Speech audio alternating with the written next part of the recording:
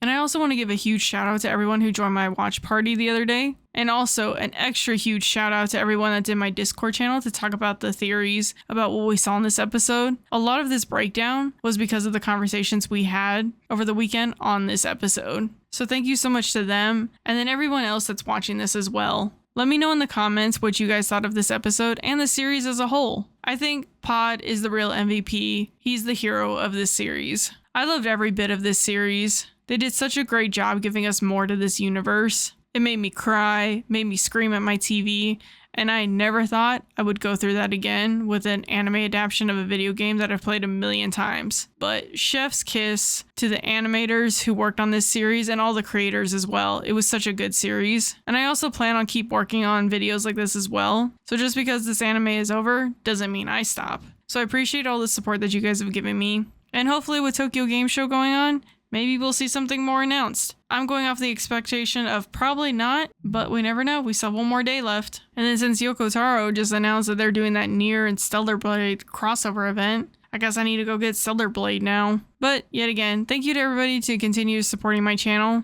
I can continue to make this channel grow because of all of you, and I really appreciate all the support. I'll see you guys next time. Bye. Actually, you know what? I feel like sending off a different send-off. As Pod and A2 said, suck it. Bye, guys.